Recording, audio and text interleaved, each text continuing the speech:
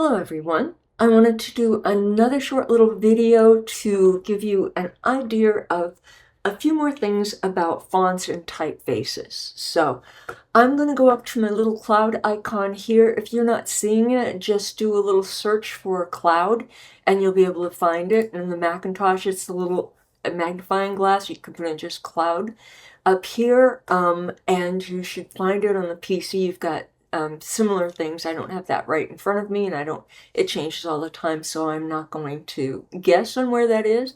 But when you click that, this is the home page for the cloud here, the Adobe Cloud, not the cloud that's kind of used by everybody.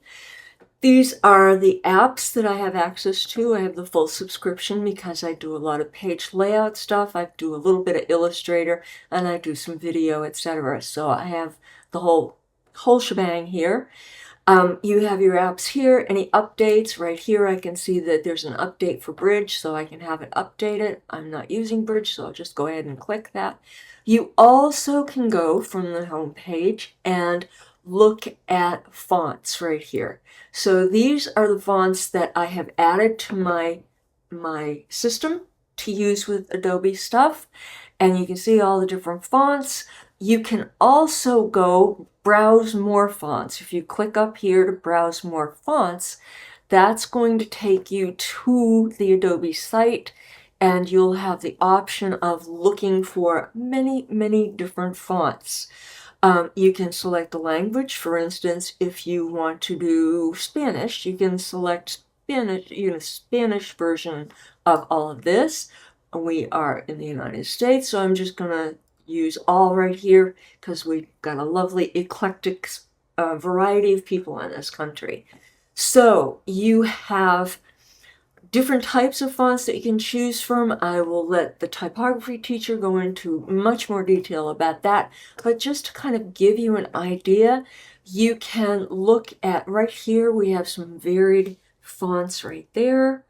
Let me see if I can get my magnifier. It's not working right now, but you've got calligraphy right here. Those are calligraphic fonts. You've got what they call clean fonts. You've got brush pen fonts that look more like, done with a paintbrush, that kind of thing. These are samples.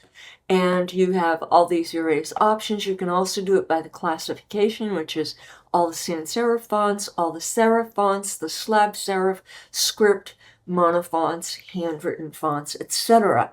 You also can scroll down a little bit, and you've got properties, so you can start looking at the various properties of the fonts and pick them by, for instance, the narrowest font to the widest font.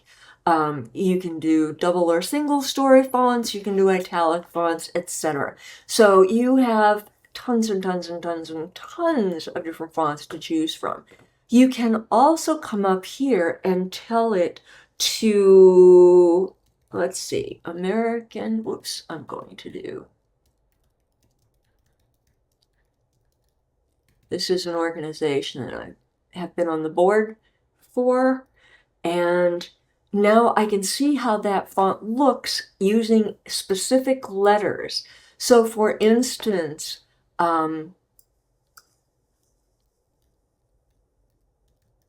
if you want to make sure that you know how the Q looks in any of these fonts or a certain letter, you can put that letter into what you want to look. So what do you want to look for?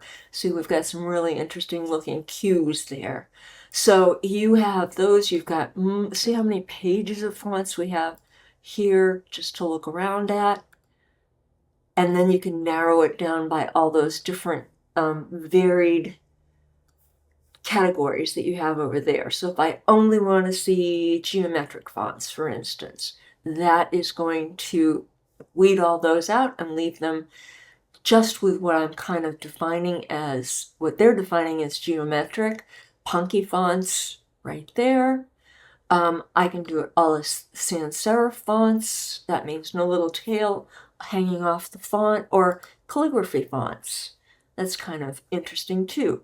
So you have all those different things, fun fonts. This would include Comic Sans, I'm sure, stuff like that.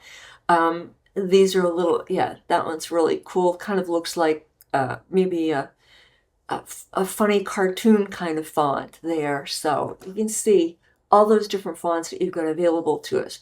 When you decide you like one, for instance, if I liked American Society of that one, Jock, I just go over and add family.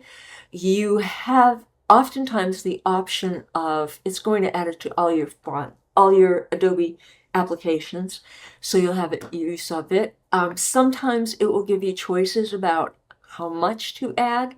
So if I click here, it's going to give me the option to just add one version of that if I want. So for instance, if I know I don't want these heavy ones, I don't want the outlines, I just want this one, for instance, I can just add that one alone and I don't have to add the extra ones. So you have very many different options for the fonts.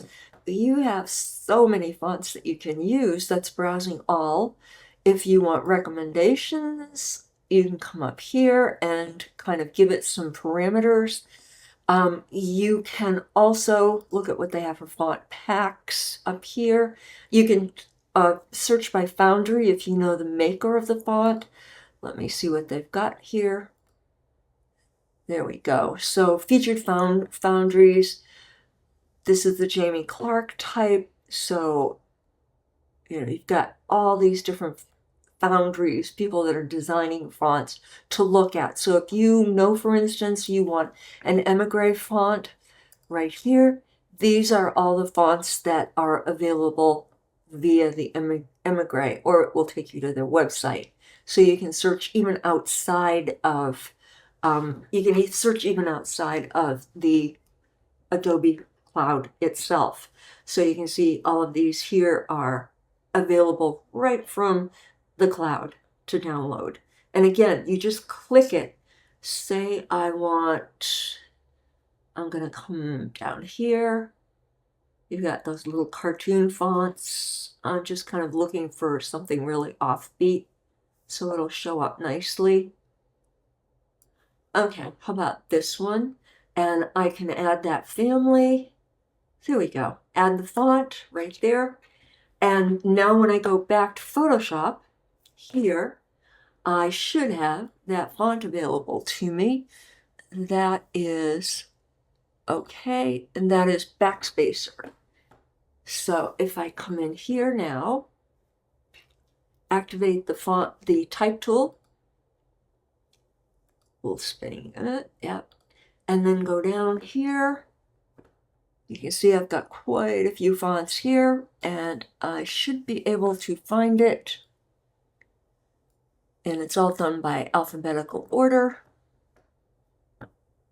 Backspacer right there. So now when I come in here, you can see it's added the Greek here, and you can just go in and change that. I'm going to select all, just make it a little bit bigger so you can see what's going on, and there we go. So it's as simple as that. You just click it in the cloud, add it to your Adobe applications, and it will be ready for you to go. If it doesn't automatically add, you may need to restart Photoshop or whatever application you're using them in, but I really honestly have not had any issues with that at all, and it just seems to work flawlessly.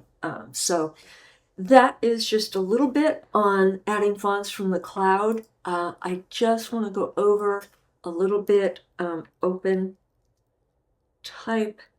You can search by open type fonts. It gives you a little bit of open type font features here. I'm not sure it's going to search those, but let's see. Browse fonts.